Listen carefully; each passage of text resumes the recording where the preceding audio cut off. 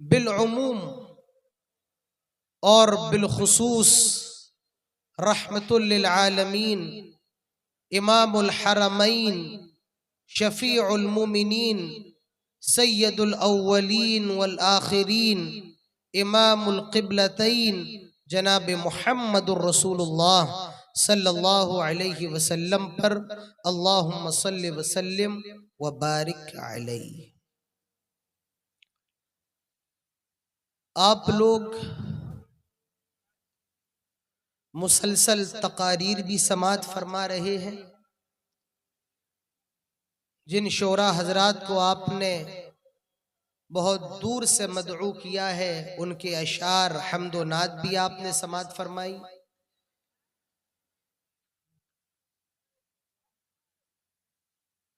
अब ये रात का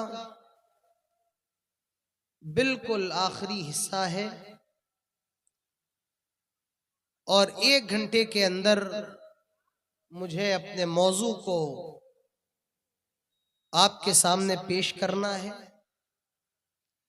आपसे मेरी गुजारिश है, जिस तरह आपने मुझसे पहले खुतबा को सुना, जिस तरीके से आपने शौरा हजरात को सुना,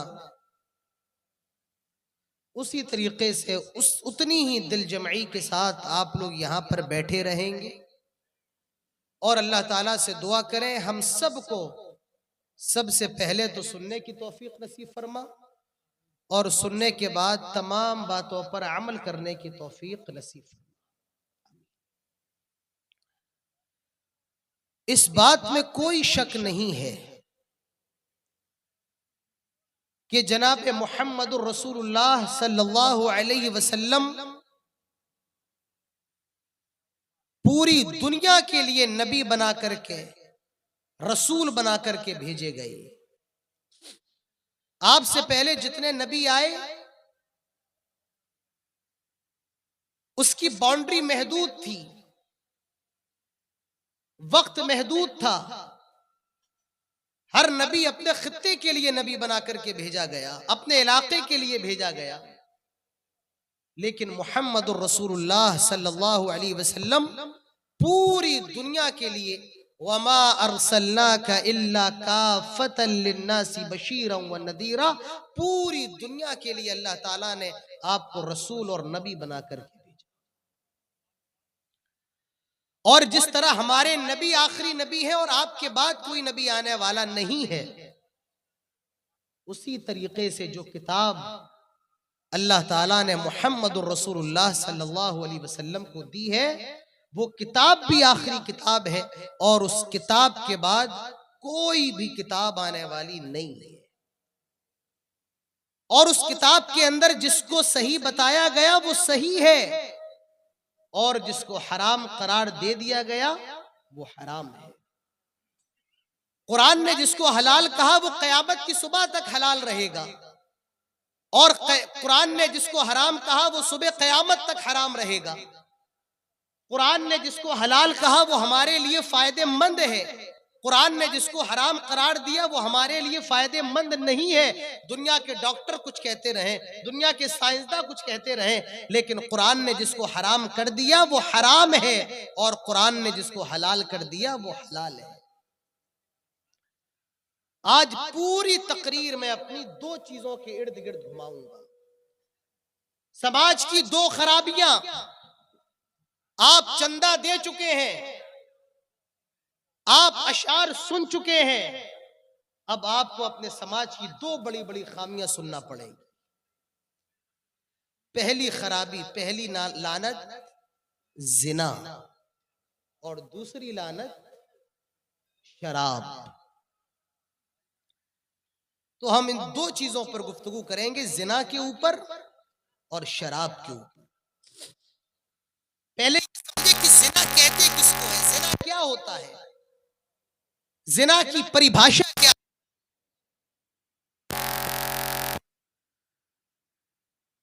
है, वो जरा तवज्जो दें। जिना की तारीफ ये है, अलाक़तुन जिन्सियतुन बिदू अलाक़तुन जिन्सियतुन बैन शख्सैनि बिदून ज़िवाज, दो लोगों का, लड़का लड़की का आपस में सेक्सुअल रिलेशन कायम करना, शारीरिक संबंध बनाना बगैर शादी के, बगैर निकाह के, ये क्या है? ये जिना है। फिर जिना की डेफिनेशन बताता हूं, अरबी में है, गौर से सुनो। अलाक़तुन जिन्सियतुन बैन शख्सैन बिदून ज़िवाज, लड़का लड़की का शारीरिक संबंध, जिस्मानी ताल्लुकात कायम करना बगैर निकाह के, ये जिना होता है।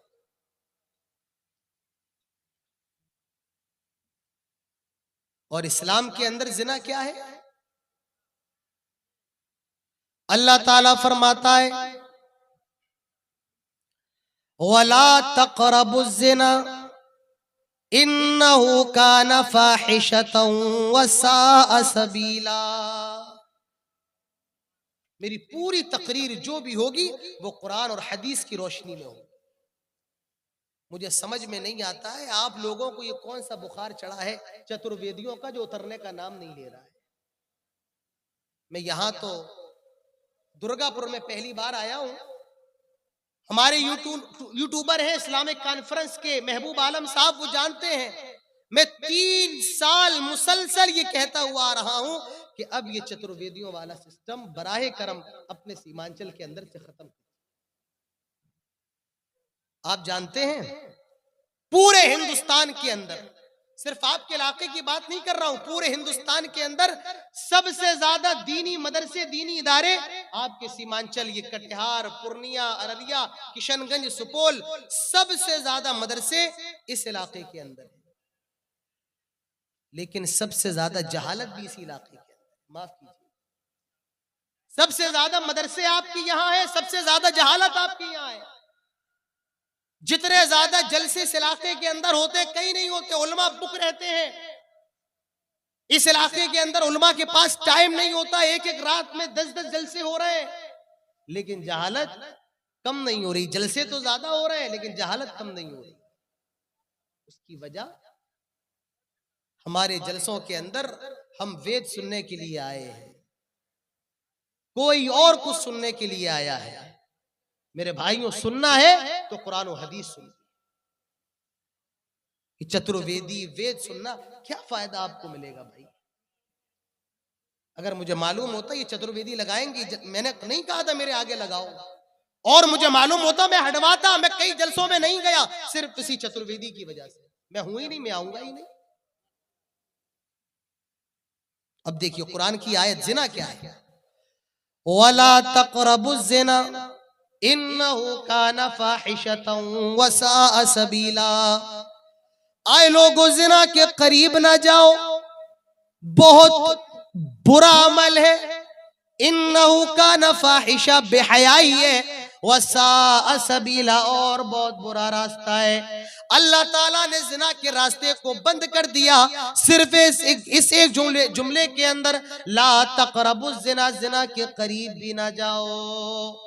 अल्लाह ताला ये भी कह सकता था ला तफ़अलुज़्ज़िना, जिना ना करो, जिना ना करो, लेकिन अल्लाह ताला ने फरमाया ला तक़रबुज़्ज़िना, जिना के आसपास भी ना जाओ, क्योंकि जिना इतना खतरनाक है। ये जिना की सड़क तुम्हारी बहन तक चली जाएगी, तुम्हारी बेटी तक चली जाएगी, तुम्हारी माँ तक चली जाएगी, तुम्हारी खाला तक चली जाएगी, तुम्हारी फूफी तक चली जाएगी।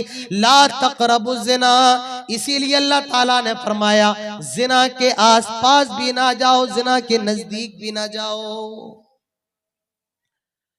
और इंसान तो बहुत दूर की बात है, जानवरों के अंदर भी जिना कितना खराब चीज है। आप जरा बुखारी की हदीस से अंदाजा लगाओ।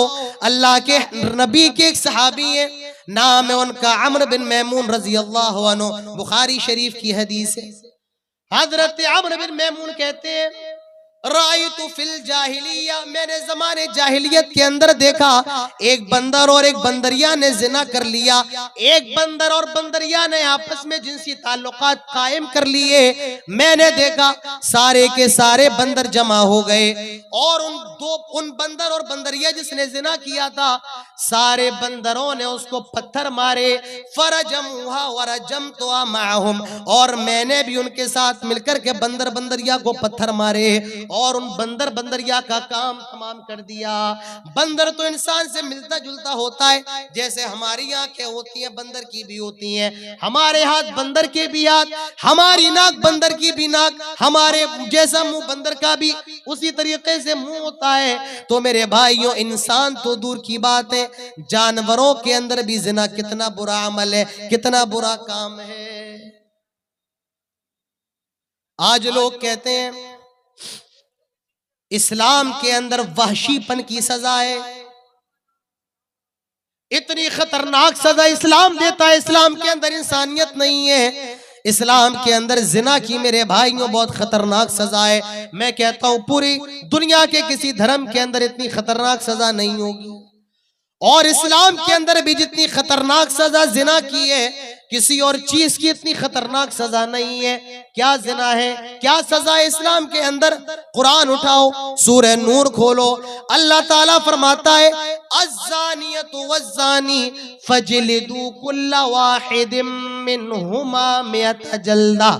अल्लाह ताला फरमाता है जिना की सजा क्या है? जिना करने वाली लड़की और जिना करने वाला लड़का, इनको 100-100 कोड़े लगाए जाएं, 100-100 कोड़े मारे जाएं। इस्लाम ने जिना की सजा को बता दिया। जिना की सजा ये है कि 100-100 कोड़े लगाए जाएं, जो लड़की जिना कर ले उसे भी 100 कोड़े मारे जाएं, और जो लड़का जिना कर ले उसे भी 100 कोड़े मारे जाएं।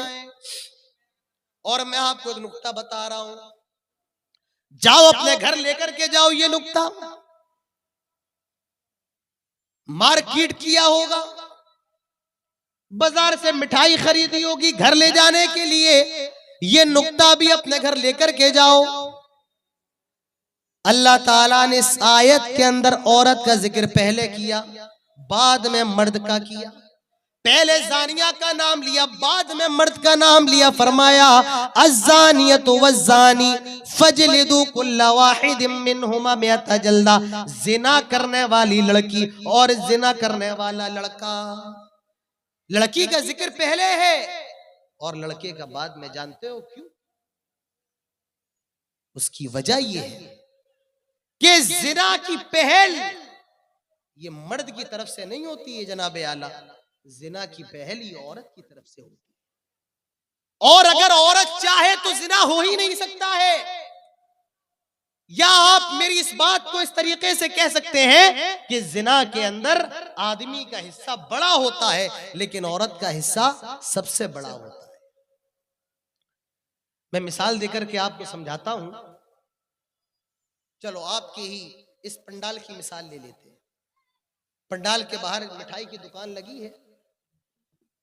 एक आदमी गया, उसने रसगुल्ले का जो शीरा होता है, चाशनी, उस शीरे को अपनी उंगली से लिया और दीवार से लगा दिया। बिल्कुल मुतवज्जे होकर के सुनना, और जिन्हें नींद आ रही है तो वो अपने घर चले जाए, तकरीर सुनना फर्ज नहीं। आप अगर यहां बैठे तो बिल्कुल तवज्जो के साथ, वरना अपने घर चले जाए। एक आदमी गया, रसगुल्ले का शीरा उसने लिया और दीवार पर लगा दिया।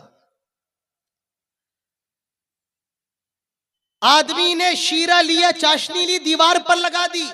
जब चाशनी दीवार पर लगी तो मक्खियां दीवार पर आकर के बैठने लगी। जब छिपकली ने देखा कि मक्खी दीवार पर आकर के बैठ रही है, कीड़े मकोड़े बैठ रहे हैं, तो वो उनका शिकार करने के लिए आ गई। और जब बिल्ली ने देखा छिपकली दीवार पर है तो बिल्ली चली आई। और जब कुत्ते ने देखा बिल्ली है तो कुत्ता पीछे से बिल्ली के ऊपर हमला करने लगा। अब जरा गौर कीजिए, शीरा लगाया आपने, शीरे को देखकर मक्खी आई, मक्खी को देख करके छिपकली आई, छिपकली को देख करके बिल्ली आई, और बिल्ली को देख करके कुत्ता आया, और पूरी दुकान का निजाम दरम बरम। रसगुल्ला कहीं पड़ा है, लड्डू कहीं पड़ा है, पूरी दुकान बर्बाद हो गई, दरहम बरम हो गई। गलती किसकी? कुत्ते की? नहीं नहीं। गलती किसकी? बिल्ली की? नहीं नहीं। गलती किसकी? छिपकली की? नहीं नहीं। गलती किसकी? क्या मक्खी की? नहीं, गलती उसकी जिसने चाशनी लगाई, जिसने शीरा लगाया। शीरा कौन लगाता है? लिपस्टिक लगा करके कौन निकल रहा है? बेपर्दा होकर के मेलों के अंदर कौन घूम रहा है? कौन कहता है बेहया होकर के घर से निकलो? कौन कहता है मेकअप करके निकलो? कौन कहता है नंगे लिबास, शर्म और हया से आरी लिबास पहन करके निकलो। इसीलिए मेरे भाइयों, जिना की दावत सबसे पहले औरत की तरफ से होती है। इसीलिए अल्लाह तबारक व तआला ने जानिया का लफ्ज पहले इस्तेमाल किया, जानिया का लफ्ज। अल्लाह के नबी फरमाते हैं, अय्यु ममरातिन इस्तारत फमर्रत बिल मजलिस फहिया कदा व कदा। जो औरत खुशबू लगाकर घर से बाहर निकलती है, ऐसी औरत तवाइफ, ऐसी औरत तवाइफ, ऐसी औरत तवाइफ है। अल्लाह के नबी ने उस औरत को तवाइफ करार दिया है जो खुशबू लगा करके घर से बाहर निकले। हालांकि वो जानिया नहीं है, लेकिन रसूलुल्लाह सल्लल्लाहु अलैहि वसल्लम ने फिर भी उसको जानिया करार दिया है। क्यों? क्योंकि वो खुशबू लगा करके निकली है और मर्दों को अपनी तरफ अट्रैक्ट कर रही है, माइल कर रही है, मर्दों को अपनी तरफ लुभा रही है। इसीलिए आपने उस औरत को जानिया करार दिया। अज़्ज़ानियतु वज़्ज़ानी फजलिदू कुल्ला वाहिदिम मिनहुमा मिअत जल्दा। जिना करने वाली लड़की अगर कुंवारी है 100 कोड़े लगाओ, जिना करने वाला लड़का अगर कुंवारा है 100 कोड़े लगाओ। और अगर ये शादीशुदा है, ये तो कुंवारे जानी और जानिया की सजा है, लेकिन जो शादीशुदा है तो उनका हुक्म अलग है। मर्द अगर जिना कर ले, शादीशुदा मैरिड, अगर कोई शादीशुदा मर्द जिना करे, इस्लाम कहता है उसको खड़ा करके पत्थरों से मारो, और तब तक मारो जब तक कि वो मर ना जाए। ये शादीशुदा जानी की सजा है। और जो औरत शादीशुदा है, जिसने जिना कर लिया, शरीयत कहती है उसको जमीन के अंदर गाड़ दिया जाएगा और तब तक पत्थर मारे जाएंगे जब तक कि वो मर ना जाए। ये शादीशुदा जानिया की सजा है। आज लोग कहते हैं इस्लाम के अंदर इतनी हैवानियत की सजा है, इस्लाम बड़ा खतरनाक मजहब है। मेरे भाइयों, मैं इस मजलिस के अंदर बैठ के दावा कर रहा हूं और अल्लाह की कसम उठा करके कहता हूं, अगर आज हमारे मुल्क भारत के अंदर, हमारे प्यारे वतन हिंदुस्तान के अंदर अगर जिना का ये कानून लागू हो जाए जो इस्लाम बताता है, अल्लाह की कसम, अल्लाह की कसम, अल्लाह की कसम, हमारे मुल्क से जिना जैसे, बलात्कार जैसे, रेप जैसे मामले 100 में से 90% कम हो जाएंगे। इसीलिए दुनिया के अंदर जहां इस्लाम के कानून के मुताबिक सजा है, वहां जिना का रेशियो बहुत कम है। अगर हमारे मुल्क के अंदर भी ये सजा नाफिज हो जाए, आप देखिए, ना कलकत्ता जैसा मामला हो, ना दिल्ली की निर्भया जैसा मामला हो, ना आसिफा जैसा मामला हो, आज जरूरत है मेरे भाइयों, जानियों को कड़ी से कड़ी सजा दी जाए। जिना करने वाले, बलात्कार करने वाले, दूसरों की बहन बेटियों की इज्जतों को नीलाम करने वाले, मेरे भाइयों, उनको दुनिया में रहने का अधिकार ही नहीं है। हमारी शरीयत कहती है अगर वो गैर शादीशुदा है उनको 100 कोड़े लगाए जाएं, और अगर शादीशुदा है पत्थरों से मार के खत्म कर दिया जाए, पत्थरों से मार के हलाक कर दिया जाए। लेकिन आई मेरे नौजवानों, तुम्हें क्या हो गया है? क्या कहूं, मेरे पास अल्फाज नहीं है इस मौजू पर कहने के लिए। आप अच्छे से समझ सकते हैं, आप भी नौजवान हैं, मैं भी नौजवान हूं, मेरी उम्र भी 28 साल की है। आप भी नौजवान, मैं भी नौजवान हूं, आप भी मोबाइल का यूज करते, मैं भी करता हूं। मुझे भी पता है हमारे हालात कैसे हैं, नौजवानों के हालात कैसे हैं। एक कुत्ते में और एक आज के नौजवान में फर्क नहीं रह गया है। कुत्ता जहां चाहे अपना मुंह जिस कुतिया से काला कर ले, आज का नौजवान भी जहां चाहे अपनी ख्वाहिश पूरी कर ले। इसके आगे और क्या कहूं मेरे भाइयों, अदब का भी तकाजा होता है, एहतराम का भी तकाजा होता है। ज्यादा नहीं कहूंगा भाई, डिस्टर्ब मत करें आप। आपको जो करना है आप पहले कर लिया करें भाई, इस टाइम मत किया करें आप। अब मैं अगर फोन निकाल के बात करूं तो आपको कैसा लगेगा अभी बताइए। मैं पेशाब करके आता हूं, अभी बैठिए, आप बैठेंगे भाई, आप डिसिप्लिन में रहे। आपने कभी देखा है कोई फिल्म के बड़े बड़े जो कार्यक्रम होते हैं, कभी उसमें डिस्टरबेंस होता है? नहीं होता। उनकी ये डिसिप्लिन है, हमारे यहाँ कोई डिसिप्लिन नहीं। जो आएगा चीखेगा चिल्लाएगा चला जाएगा। यहाँ कुरान की बातें हो, हदीस की बातें हो, किसी को कोई फर्क पड़ने वाला नहीं।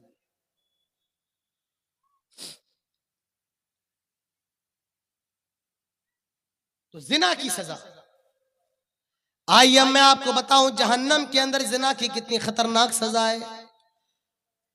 अल्लाह के नबी फरमाते हैं, मैं लेटा हुआ था, सोया हुआ था, ख्वाब में मेरे पास दो फरिश्ते आते हैं और उन्होंने मुझे उठाया, बेदार किया। अल्लाह के नबी उठ जाइए, मैं उठ जाता हूँ। अल्लाह के नबी फरमाते हैं, वो मुझे ले जाने लगे, मुझे अजाब दिखाने लगे। मैंने अजाब को देखा, मैंने देखा जहन्नम के अंदर एक बड़ा सा तंदूर है, तंदूर जिस पे रोटियां बनती हैं। मैंने देखा उसका पेट बड़ा है और मुंह छोटा है और कुछ लोग उसके अंदर जल रहे हैं, चीख रहे हैं, चिल्ला रहे हैं, जलाया जा रहा है। मैंने कहा ये कौन लोग हैं और उनको ये इतनी खतरनाक सजाएं क्यों दी जा रही हैं? उन्होंने जवाब दिया, आए अल्लाह के नबी, ये दुनिया के अंदर जिना करने वाले लोग थे, ये जिना करने वाले मर्द और औरतें ये दुनिया के अंदर जिना किया करते थे।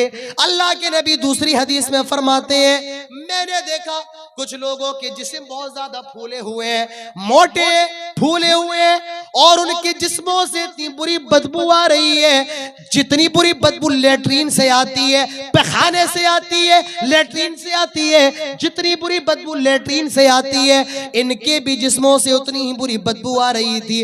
मैंने कहा ये कौन लोग हैं? बताया गया ये दुनिया के अंदर जिना करने वाले लोग हैं। मेरे भाइयों, इतनी खतरनाक चीज है जिना।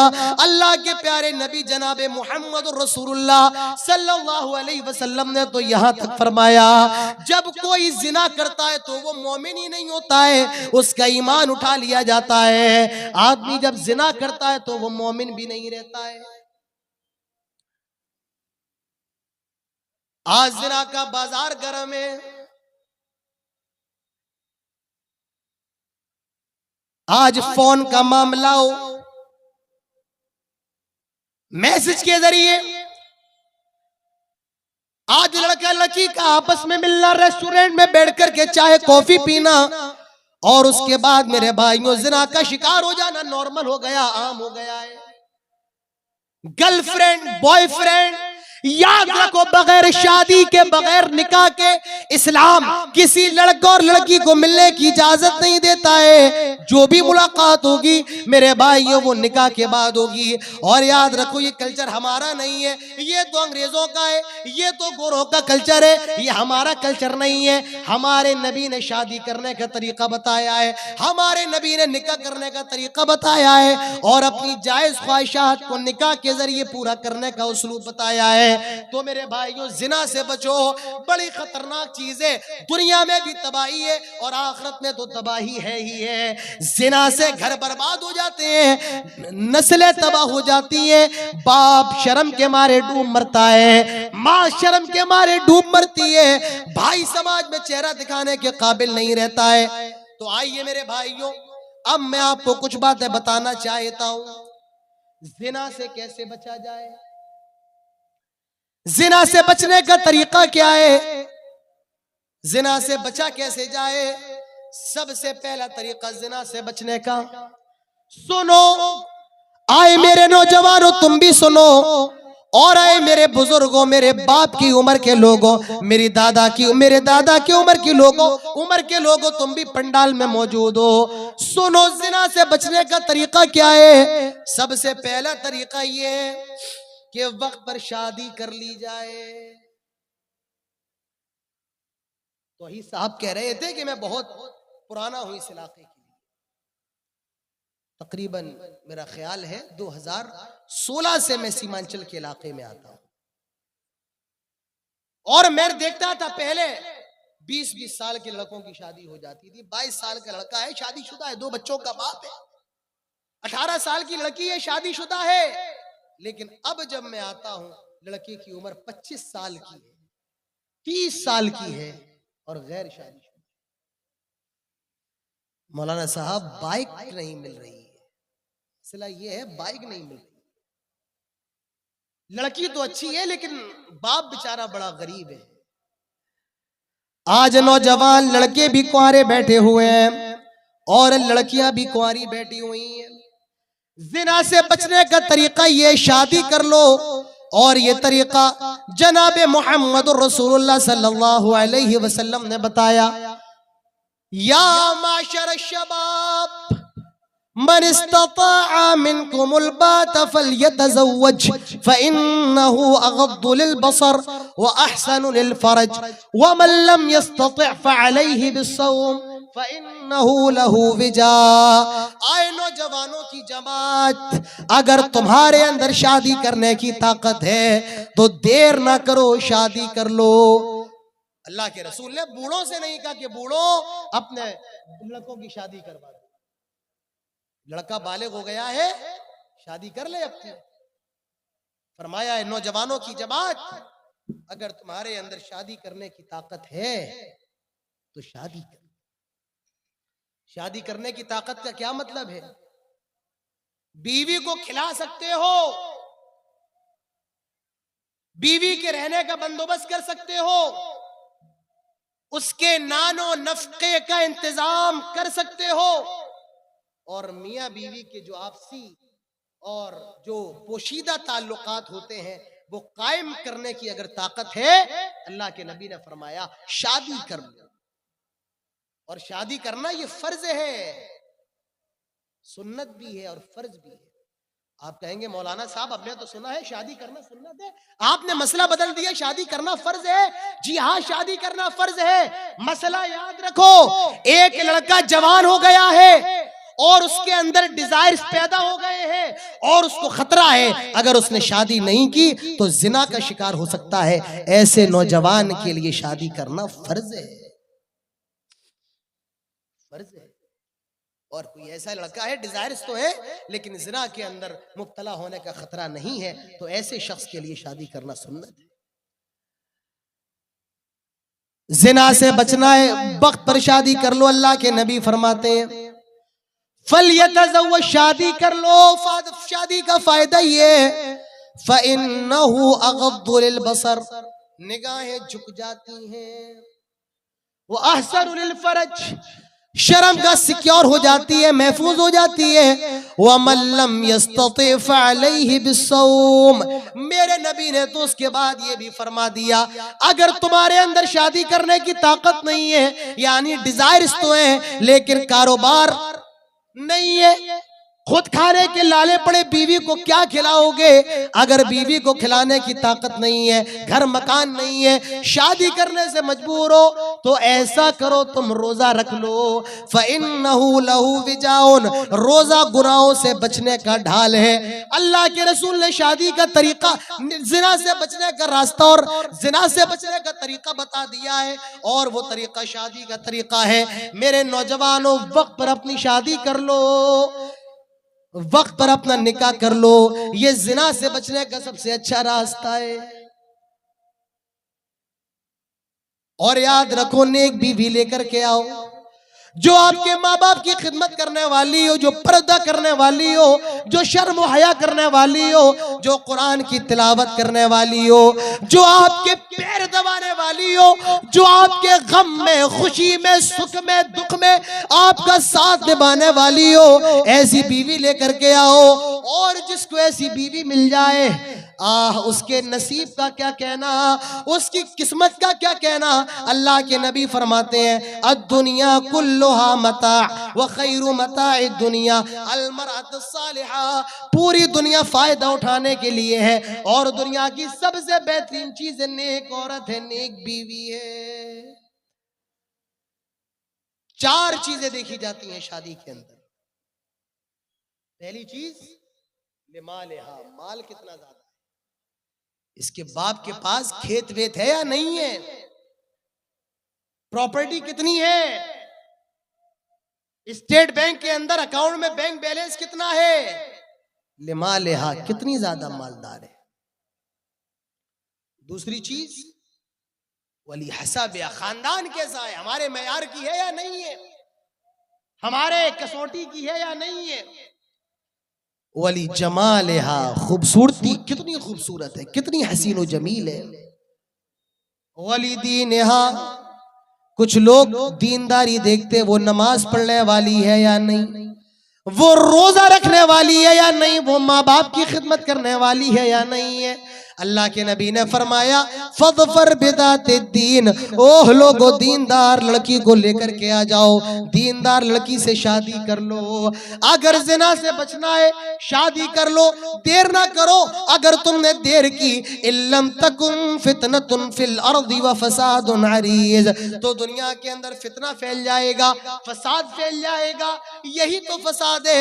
आज मुसलमान लड़कियां गैर मुस्लिम लड़कों के साथ भाग रही हैं, यही तो फसाद है, यही तो फसाद है मेरे भाइयों। आज मदरसे में पढ़ने वाली आलिमा दीनदार बुखारी मुस्लिम जिसने पढ़ा है वो गैर मुस्लिम लड़के के साथ फरार हो रही है। और कौन सा मौका देखोगे? आए कौम के रईस हो, आए कौम के चौधरी हो, कौम को और कहां लेकर के जाओगे?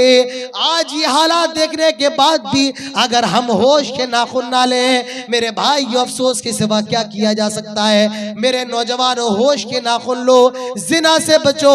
और जिना से बचने का पहला रास्ता ये है, वक्त पर शादी कर लो। दूसरी चीज,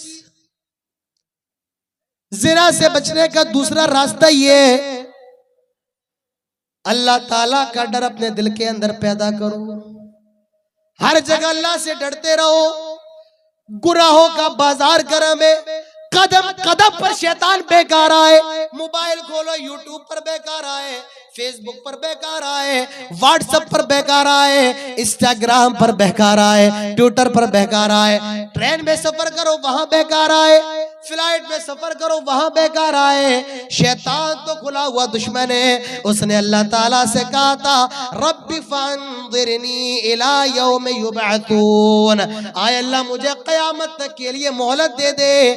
अल्लाह ताला ने मोहलत दे दी इला यौमिल वक्तिल मालूम। तो शैतान तो क़यामत तक बहकाएगा, हर जगह बहकाएगा, घर में बहकाएगा, कटिहार में बहकाएगा, यहाँ तक कि दिल्ली में बहकाएगा, मक्का और मदीना में बहकाएगा। करना क्या है? अल्लाह ताला से डरना है, अल्लाह ताला का खौफ अपने दिल के अंदर रखना है। अल्लाह ताला देख रहा है, किरामन कातिबीन यालमून मा तफअलून। अल्लाह ताला के फरिश्ते देख, अल्लाह ताला के फरिश्ते सब कुछ लिख रहे हैं। मेरे भाइयों की तसव्वुर अपने दिल के अंदर पैदा करना है। अल्लाह ताला से डरते रहो। अल्लाह के पास भी जाना है। क्या मुंह दिखाऊंगा? जिना करके आया हूं, क्या मुंह दिखाऊंगा? बदकारी करके आया हूं। अल्लाह ताला से डरो, उसके सामने जवाब देने से डरो, उसके सामने हाजिर होने से डरो। आओ एक हदीस में आपके गोशे गुजार करता हूं। अल्लाह के नबी फरमाते हैं सबअतुन युज़िल्लुहुमुल्लाहु फी ज़िल्लिही यौम ला ज़िल्ला इल्ला ज़िल्लुहु। कल क़यामत के रोज जब कोई साया ना होगा सिवाय अर्श इलाही के साये के, 7 किस्म के लोगों को उसमें जगह दी जाएगी, 7 किस्म के लोगों को। और उसमें एक वो नौजवान भी होगा जिसको किसी खूबसूरत ब्यूटीफुल सुंदर हसीन औरत ने और साहिब इज्जत औरत ने बुलाया और उसने जवाब दिया मैं अल्लाह ताला से डरने वाला हूँ। ऐसा नौजवान भी अल्लाह ताला के अर्श के साये में होगा। अल्लाह ताला से डरो जैसे हजरत यूसुफ अलैहिस्सलाम डर रहे थे। हजरत यूसुफ को जुलेखा ने बुलाया। आपने तो सुना ही होगा यूसुफ जुलेखा का किस्सा कुरान के अंदर। वलम्मा बलग अशुद्धहु आतैनाहु हुक्मन व इल्मा वकज़ालिका नजज़िल मुहसिनीन वरावदतहु अल्लती हुवा फी बैतिहा अन नफ्सिही वग़ल्लक़तिल अबवाब वक़ालत हैत लक क़ाल मआदल्लाहि इन्नहु रब्बी अहसन मथवाय इन्नहु ला युफ्लिहु ज़ालिमून। जुलेखा हजरत यूसुफ को बंद कमरे में लेकर के आ गई। बंद कमरा, कोई अंदर नहीं आ सकता है, कोई कैमरा नहीं लगा है। हजरत यूसुफ है और जुलेखा है। जुलेखा हजरत यूसुफ से कहती है हाय तलक, आ यूसुफ आओ, आ यूसुफ मैं तेरे लिए हाजिर हूँ। वक़ालत तलक, आ यूसुफ आओ। हजरत यूसुफ ने जब ये मंजर देखा जुबान से बेसाख्ता पुकार उठे, माद अल्लाह, अल्लाह की पनाह। आए जुलेखा ये तू क्या कह रही है? अल्लाह की पनाह ये तू क्या बात कर रही है? इन्नहु रब्बी अहसन मथवाय इन्नहु ला युफ्लिहु ज़ालिमून। तेरे शौहर ने, मेरे मालिक ने मुझे बचपन से पाला पोसा है, मैं उसकी अमानत में खयानत नहीं कर सकता हूँ। वस्तबक़ल बाबा वक़द्दत क़मीसहु मिन दुबुरिन व अल्फ़ा या सय्यदा लदल बाब। हजरत यूसुफ दरवाजे की तरफ दौड़े और जुलेखा पीछे पीछे हजरत यूसुफ को पकड़ने के लिए दौड़ी। मेरे भाइयों, अल्लाह का डर पैदा करो। हजरत यूसुफ के दिल में अल्लाह ताला का डर था, दौड़ पड़े, वहां से भाग गए। मेरे भाइयों, जिना से बचना है, अल्लाह ताला का तकवा, अल्लाह का डर अपने दिल के अंदर पैदा कीजिए। तीसरी चीज, अल्लाह जिना से बचना है, मोबाइल का इस्तेमाल कम कीजिए। मोबाइल को कम वक्त दीजिए। आज जो भी जिना के मामलात हैं इसी मोबाइल की वजह से। किसी ने कहा था, जिस घर की जवान लड़की के हाथों में मोबाइल हो उस घर की दीवारें ऊंची करने का कोई फायदा नहीं। आज एक मेरे भाइयों मिस कॉल, आज एक अननोन नंबर की मिस कॉल एक मुसलमान लड़की को जिना के बिस्तर पर पहुंचा रही है। आज एक मैसेज एक मुसलमान लड़की को गैर मुस्लिम लड़के के साथ भागने पर मजबूर कर रहा है, इसी मोबाइल की वजह से। आज जो भी जिना हो रहे हैं इसी मोबाइल की वजह से। लड़का भी लगा है, लड़की भी लगी है। मोबाइल को कम वक्त दीजिए मेरे भाइयों, मोबाइल का इस्तेमाल कम से कम कीजिए। जिना से बचना है, मोबाइल को अवॉइड कीजिए। चौथी चीज जिना से बचने की, वो क्या है? अपनी निगाहों को झुका करके रखिए, अपनी निगाहों को नीचा करके रखो। और तो तुम भी अपनी निगाहों को नीचा करके रखो। मेरी माओ बहनों, निगाहों को नीचा करो। और मेरे बुजुर्गों, मेरे बाप की उम्र के लोगों, मेरे भाई की उम्र के लोगों, अपनी निगाहों को तुम भी नीचा करके रखो। हमारे यहाँ तो ये समझा जाता है कि निगाह नीची करने का हुक्म सिर्फ औरतों के लिए है। नहीं नहीं, मर्दों को भी निगाह नीची करने का हुक्म है। अल्लाह ताला फरमाता है, कुल लिल मुमिनीना यगुद्दू मिन अबसारिहिम व यहफज़ू फुरूजहुम।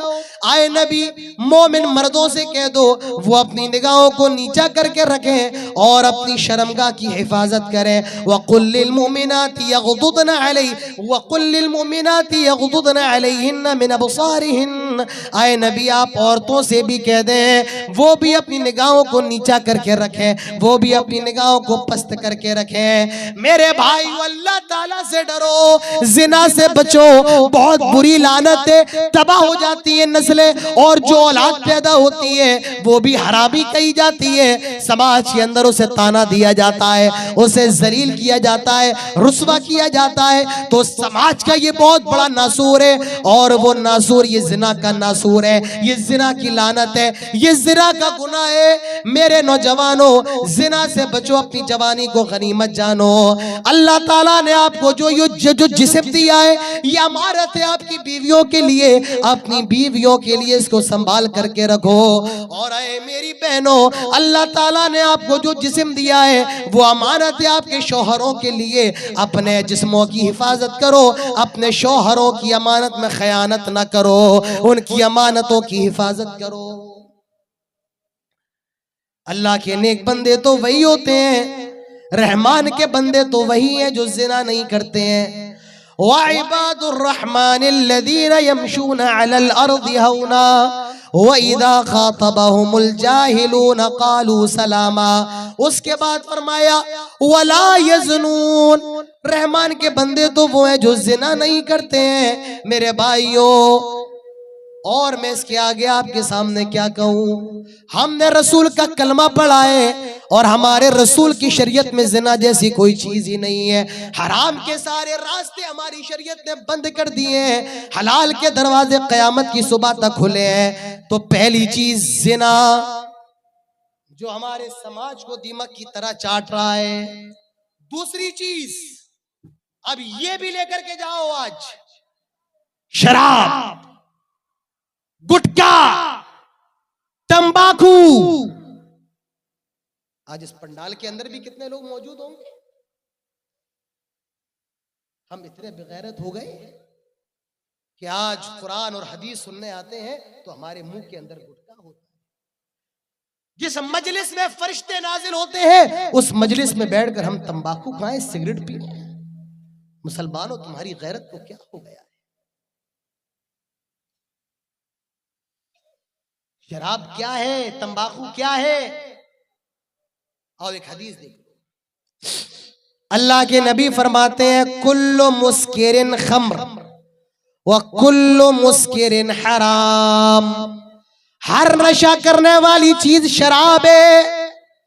व कुल्लु मुस्किरिन हराम, और हर नशा करने वाली चीज हराम है। शराब सिर्फ वही नहीं जो बोतलों के अंदर मिले, बल्कि हर वो चीज जिसके अंदर नशा हो वो हराम है। चाहे वो ज्यादा, उसके ज्यादा खाने से नशा है या उसके थोड़े खाने से नशा है। अल्लाह के नबी फरमाते हैं मन अस्करा कसीरुहु फकलीलुहु हराम। जिसके ज्यादा खाने से नशा है उसका थोड़ा खाना भी हराम है। हमारी शरीयत ने नशे के सारे दरवाजों को बंद किया। हमारे दीन के अंदर शराब, गुटखा, खैनी, तंबाकू, मेरे भाइयों, इसकी इजाजत कतई नहीं है। हमारी शरीयत ने इन सारी चीजों को शराब के अंदर दाखिल किया है, मुनशियात के अंदर दाखिल किया है। हमारी शरीयत ने इनको हराम करार दिया है। आपका वक्त खत्म होने पर 5 मिनट का वक्त मेरे पास है। ये शराब अरब के लोग बड़े शौक से पिया करते थे और उनकी कोई भी शाम बगैर शराब के नहीं गुजरा करती थी। इस्लाम के अंदर शराब एक बार में हराम करार नहीं दी गई, 3 बार में वक्तन फवक्तन, तीसरी बार में 3 स्टेप में हराम करार दिया गया।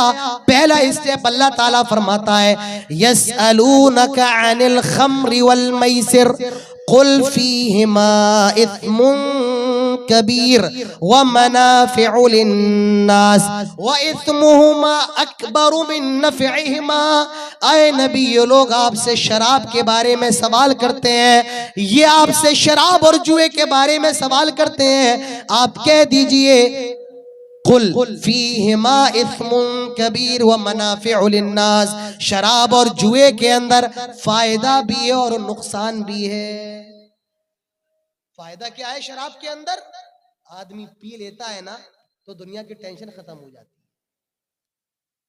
बीवी से झगड़ा करके आता है और पी ले, झगड़ा भूल जाता है। तो फायदा है कि नहीं है? जिस्म के अंदर भी ताकत आ जाती है शराब पीने से। फायदा भी है लेकिन नुकसान ज्यादा है। आदमी जब शराब पी लेता है, नाली के किनारे पड़ा है, कुत्ते उसके ऊपर पेशाब कर रहे हैं, अपनी बहन और बेटी में फर्क नहीं कर पाता है, अपनी बीवी और अपनी बहन में तफरीक नहीं कर पाता है। तो नुकसान भी है, नफा भी है, लेकिन नुकसान ज्यादा है। पहला हुक्म हो गया कि फायदा भी है और नुकसान भी है, लेकिन नुकसान ज्यादा है। अब उसके बाद क्या हुआ? अभी भी लोगों ने शराब नहीं छोड़ी है। हजरत अब्दुर्रहमान इब्न औफ के घर में शराब का दौर चल रहा था। लोग शराब पी रहे थे, मगरिब का वक्त हुआ, नमाज पढ़ने चले गए शराब की हालत में। इमाम साहब ने नमाज पढ़ाई और सूरे काफिरून पढ़ाने लगे। कैसे पढ़ाने लगे? कुल या अय्युहल काफिरून ला कुल या अय्युहल काफिरून अअबुदु मा तअबुदून। अब गलती क्या कर दी इन्होंने? यहाँ पर गलती क्या कर दी? कुरान की आयत इस तरीके से है कुल या अय्युहल काफिरून ला अअबुदु मा तअबुदून। आए नबी कह दो, आए काफिरों जिनकी तुम इबादत करते हो हम नहीं करते हैं। लेकिन इस सहाबी ने नशे की हालत में लाम को ला को हटा दिया। क्या कहा? कुल या अय्युहल काफिरून अअबुदु मा तअबुदून। आए नबी कह दो, आए काफिरों जिसकी तुम इबादत करते हो हम भी उसकी इबादत करते हैं। माना बदल दिया। मालूम चला कि सहाबी ने कुरान में गलती कर दी नशे की हालत में। अल्लाह ताला हुक्म नाजिल फरमाता है, ला तक़रबुस्सलाता व अंतुम सुकारा। खबरदार, जब तुम नशे की हालत में हो, शराब की हालत में हो, नमाज के करीब ना जाओ। तुम्हें ख्याल ही नहीं होता है तुमने क्या पढ़ा, क्या छोड़ दिया। अल्लाह ताला ने मना किया जब नशे की हालत में हो तो नमाज के करीब ना जाओ। ये दूसरा हुक्म था, दूसरा स्टेप था।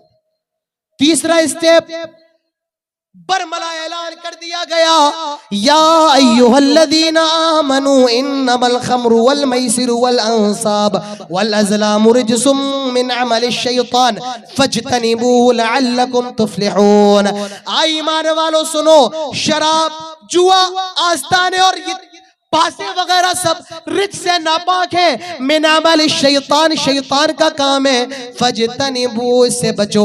लअल्लकुम तुफ्लिहून। अल्लाह ताला ने ऐलान कर दिया। हजरत उमर फारूक को मालूम चला, कहने लगे इंतहाइना, आए हमारे रब हम रुक गए। सहाबा इकराम ने शराब के मटके फोड़ दिए।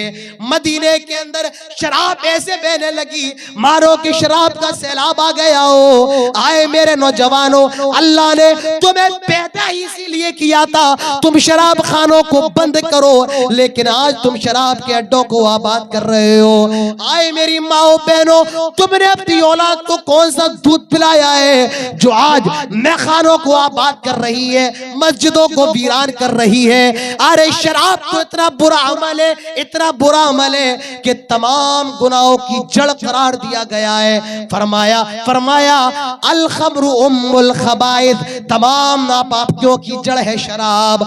अल खम्रु उम्मुल खबाइस भी कहा गया, उम्मुल फवाइश भी कहा गया, वो अकबरुल कबाइर भी कहा गया।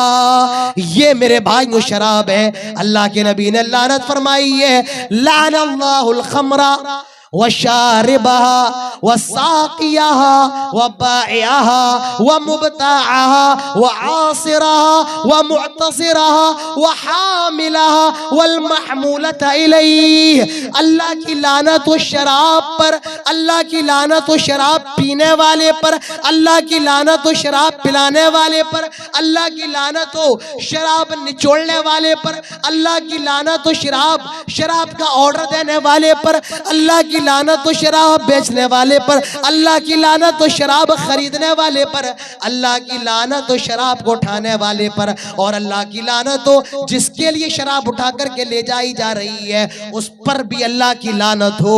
और क्या चाहिए, और क्या बताऊं मैं आपको मेरे भाइयों। तकरीर खत्म हो चुकी है, अब इसके आगे और कुछ कहने की जरूरत नहीं है। बस आखिरी हदीस बयान करके बात खत्म करता हूं। अल्लाह के नबी फरमाते हैं, ला यदखुलून जन्नह, 3 लोग जन्नत के अंदर दाखिल नहीं हो सकते हैं। उसमें एक वो भी होगा मुदमिनुल खम्र, शराब पीने वाला। मेरे भाइयों, अपनी जिंदगियों को तबाह ना करो, इस शराब के जरिए अपने घरों को बर्बाद ना करो, अपनी आखिरत को बर्बाद ना करो। अल्लाह के नबी ने फरमाया, जो दुनिया के अंदर शराब पिएगा अल्लाह ताला जहन्नम में उसको तीनतुल खबाल पिलाएगा। सहाबा ने पूछा, आए अल्लाह के नबी ये तीनतुल खबाल क्या है? आपने फरमाया अरक़ु अहलुन नार, ये अहले जहन्नम का पसीना होगा, उनका मवाद होगा। ये मेरे भाइयों शराबियों को पिलाया जाएगा। मेरे नौजवानों, सारी तकरीर खत्म हो गई है। अमल करने के लिए हदीसें भी काफी हैं और ना अमल करने के लिए रात भर जलसे भी काफी नहीं है। मेरे भाइयों, मेरा वक्त खत्म हो चुका है। मैं अभी और भी गुफ्तगू करना चाह रहा था। मैं ये समझता हूं कि मैंने इस मौजू का हक कभी अदा नहीं किया। जलसा कमेटी ने मुझे पर्ची तो दे दी है, लेकिन मैं भी इस मौजू का कमा हक अदा नहीं कर पाया। और भी बोलना चाहता था, लेकिन फजर का वक्त भी करीब है। मेरे बाद आप अभी एक बंगला मुकर्रिर को और सुनेंगे, ठीक है। कोई बात नहीं, जितनी बातें आप अगर उस पर अमल कर लें मेरे भाइयों, ये पूरा जलसा कामयाब हो जाएगा। अगर आप एक बात पर भी अमल कर ले, मैं 1600 किलोमीटर से आया हूं। 1600 किलोमीटर का सफर कोई मामूली सफर नहीं है। रातों को जागना पड़ता है, जान हथेली पे लेकर के चलना पड़ता है। इतनी दूर का सफर तय करने के बाद अगर एक आदमी की भी इस्लाह हो जाए, रब्बे काबा की कसम, पूरा प्रोग्राम कामयाब, मेरा उतना दूर से आना कामयाब, पूरा जलसा कामयाब हो जाएगा। तो मेरे भाइयों, शराब और ये जिना हमारे समाज का नासूर है, लानत है। इसे रोकिए, बचिए, शादियां कीजिए और ऐसे नौजवानों को शराब के अड्डों से निकालिए जो शराब के दिलदादा बन चुके हैं। अल्लाह ताला हमारे दिलों के अंदर फिक्र पैदा फरमाए और अल्लाह ताला हम सबको इन बुराइयों से बचने की तौफीक नसीब फरमाए। अल्लाह ताला हम सबको इस नासूर से बचने की तौफीक नसीब फरमाए। अल्लाह ताला से दुआ करें ये जो प्रोग्राम है अल्लाह ताला इस प्रोग्राम को कामयाब फरमाए। अल्लाह ताला से दुआ करें जितने लोग इस प्रोग्राम के अंदर ताला उन सब की शिरकत को कबूल फरमाए। अल्लाह ताला सबकी हाजिरी को कबूल फरमाए। अल्लाह जो बाज है उनको बच्चे अता फरमा। अल्लाह जो मकरूज है उन्हें कर्ज की अदायगी की तौफीक नसीब फरमा। अल्लाह से ये भी दुआ करें, फिलिस्तीन के हालात बहुत खराब हैं। मैं चाहता तो ये हूँ कि कोई तकरीर फिलिस्तीन के ऊपर हो, लेकिन कोई मौका ऐसा नहीं मिल पा रहा है। अब देखते हैं इंशाअल्लाह कोई मौका मिला तो कोई तकरीर इंशाअल्लाह हमारी फिलिस्तीन के मौजू पर भी यूट्यूब पर आएगी। अल्लाह ताला फिलिस्तीन के मुसलमानों की मदद फरमा। अल्लाह पूरी दुनिया के मुसलमानों की मदद फरमा। अल्लाह हमारे मुल्क के अंदर हिंदू, मुस्लिम, सिख, ईसाई सबको प्यार और मोहब्बत और इंसानियत के साथ इस मुल्क के अंदर रहने की तौफीक नसीब फरमा। अल्लाह हमारे मुल्क को खुशहाल बना दे। अल्लाह हमारे भारत को दुनिया का सबसे हसीन मुल्क बना दे। अल्लाह हमारे भारत के अंदर हिंदू, मुसलमान, सिख, ईसाई को जो बांटने की कोशिश कर रहे हैं, अल्लाह उनको